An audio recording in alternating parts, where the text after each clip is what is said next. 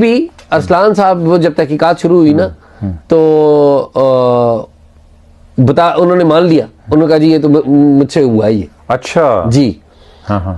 और आप सुन के हैरान होंगे कि वो जो है ये सारा अनर्थ सारा मामला कैसे हुआ। इन्होंने तहकीकात का आगाज किया, तहकीकात का आगाज किया तो बाजवा साहब ने अपने DGI जनरल नदीम अंजुम जो अभी भी ISI चीफ है उनको, बाजवा साहब को कुछ मालूमात मिली, उन्होंने नदीम अंजुम साहब को कुछ कहा तो जनरल नदीम अंजुम ने ADC साहब को की तहवील ली। ADC को तहवील में ले लिया, तहवील में ले लिया, अपनी हिरासत में ले लिया, अपनी हिरासत में ले लिया।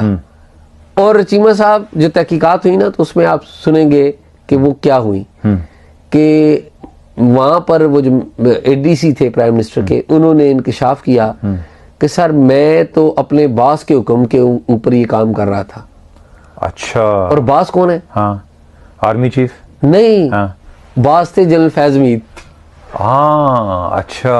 और ये जो ADC है चीमा साहब, ये DGI जनरल फैज मीर के ADC थे।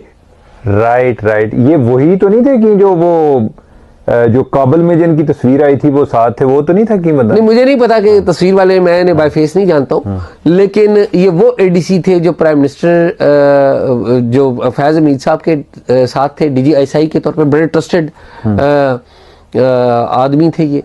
और ये फिर फैज हमीद साहब के पास साथ थे। और फैज हमीद साहब की जब ट्रांसफर हुई ISI से, इनको आपको याद है कि पेशावर कोर कमांडर तैनात किया गया, तो जाने से पहले प्राइम मिनिस्टर इमरान खान को उन्होंने गिफ्ट कर दिया। और ADC आपके पास, ये उन्होंने बता दिया, ये डिस्कशन हुई कहीं कि देखें अभी तो शायद आप ना रहे तो ये ADC आप अपने पास रखें, तो अगला जो प्राइम मिनिस्टर होगा ना वो आएगा, जो कुछ भी करेगा तो हमें कम अज कम पता